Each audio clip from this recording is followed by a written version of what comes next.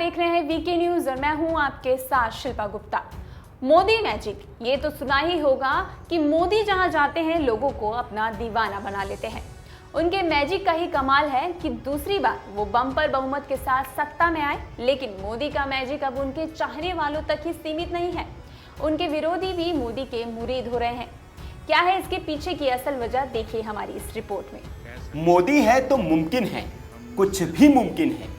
ये भी मुमकिन है कि विरोधियों की विचारधारा रातों रात बदल जाए। वैसे मोदी किसी जादूगर से कम नहीं है। जब वे बोलते हैं सब सम्मोहित हो जाते हैं, मोदी मैं हो जाते हैं। भारत तेज गति से विकास के रास्ते पर आगे बढ़ रहा है।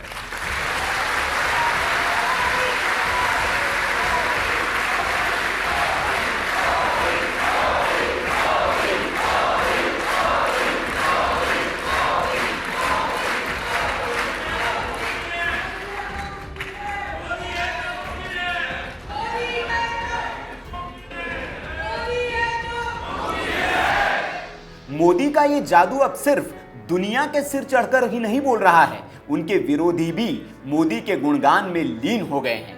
हैरानी तब और ज्यादा होती है जब मोदी के विरोध की नित्यमाला जपने वाले कांग्रेसी मोदी चालीसा पढ़ने लग जाए।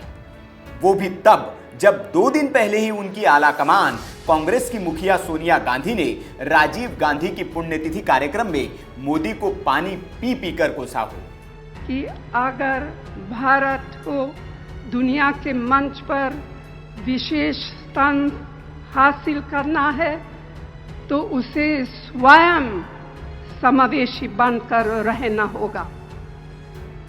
यह काम घमंड दिखाकर, सिर्फ नारे लगाकर नहीं, कर्म और आचरण से करके दिखाना होगा। राजीव गांधी 1984 में बेमिसाल बहुमत में जीतकर आए थे, लेकिन उन्होंने उस ताकत का इस्तेमाल भय का माहौल बनाने और डराने धमकाने के लिए नहीं किया। संस्थानों की स्वतंत्रता को नष्ट करने के लिए नहीं किया। असहमति और मुख्तलिफ नजरियों को कुचलने के लिए नहीं किया। लोकतांत्रिक परंपरा और जीवन शैली के लिए खतरा पैदा करने के लिए नहीं किया। सोनिया मोदी को खलनायक साबित करने पर तुली हैं, लेकिन उनकी ही पार्टी के बड़े नेता मोदी को नायक बता रहे हैं। जयराम रमेश, कांग्रेस के बड़े नेता, वो मोदी के मुरीद हो गए हैं। प्रधानमंत्री उज्ज्वला योजना की कामयाबी के कसीदे पढ़ रहे हैं। जयराम रमेश ने मोदी की तारीफ में कहा, प्रधानमंत्री का चित्रण गलत तरीके से करना या उन्हें गलत ठहराना सही नहीं है। हाँ, किसी भी मामले में उनकी गतिविधियों को सही गलत कहा जा सकता है, न कि हमेशा उन्हें खलनायक बताया जाए। मोदी सरकार का शासन मॉडल पूरी तरह नकारात्मक नहीं है। उनके पुराने काम अच्छे हुए, तभी तो जनता ने उन्हें दोबारा चुना और वे सत्ता में आए। उनके काम की सराहना नहीं करना और उन्हें हमेशा गलत कहने से कोई मदद नहीं मिलेगी। जयराम रमेश मोदी की शान में ये स्वस्ति वाचन बुधवार को एक पुस्तक विमोचन के मौके पर कर रहे थे। जयराम रमेश का ये बयान आना ही था कि बाकी कांग्रेसी भी उन्हीं की राह हो लिए, जैसे वो बरसों से इसी इंतजार में हो कि कब मौका मिले और मोदी के लिए जो मन की बात है वो बोल दे।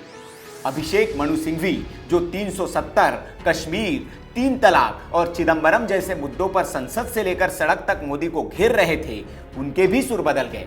सिंघवी ने ट्वीट करके जो कहा वो ये है, मोदी देश के प्रधानमंत्री हैं, विपक्ष ने सिर्फ उनके विरोध का रुख अपनाया हुआ है। इससे सही मायनों में मोदी को ही फायदा हो रहा है। किसी भी व्यक्ति के काम अच्छे, बुरे या कुछ अलग हो सकते हैं। इनका व्यक्ति नहीं बल्कि मुद्दों के आधार पर आकलन किया जाना चाहिए। निश्चित रूप से उज्ज्वला स्कीम उनके कई अच्छे कामों में से एक है। सिंघवी के बाद अब बारी थी शशि थरूर की। वो भी मोदी के लिए मन की बात कई दिनों से मन में दबाकर बैठे हुए थे, लेकिन मौका मिला नहीं कि बोल पड़े। थरूर ने ट्वीट करके कहा, मैं पिछले 6 साल से कह रहा हूं कि हमें प्रधानमंत्री नरेंद्र मोदी के अच्छे कामों की तारीफ करनी चाहिए। इससे जब वो गलतियां करते हैं तब हमारी आलोचना की विश्वसनीयता बनी रहेगी। मैं अपने साथियों के बयान का स्वागत करता हूं जिसकी पैरवी मैं बहुत पहले से कर रहा था। मतलब कांग्रेसी मोदी की तारीफ करना तो चाहते थे, लेकिन कुछ तो था, कोई तो था जो उन्हें रोक रहा था। लेकिन अचानक ऐसा क्या हुआ कि वो खौफ और वो हिचकिचाहट दूर हो गई और ये सब के सब मोदी के कामों की तारीफ में जुट गए। वैसे धारा 370 के मुद्दे पर भी कई दिग्गज कांग्रेसियों ने पार्टी और सोनिया राहुल के खिलाफ जाकर इस मुद्दे पर बीजेपी का समर्थन किया था। और अब मोदी समर्थन की ये छड़ी तब लगी है जब चिदंबरम पर सीबीआई के एक्शन के खिलाफ प्रियंका गांधी से लेकर राहुल और सोनिया ने मोदी के खिलाफ मोर्चा खोल रखा है। वैसे इस तारीफ के सियासी मायने निकलने शुरू हो गए हैं। राजनीतिक पंडित पूछ रहे हैं कि तारीफ अनायास, अचानक या यूं ही है, या फिर वो डर है जो चिदंबरम का हश्र देखकर बदलने पर मजबूर कर रहा है। वीके न्यूज की रिपोर्ट।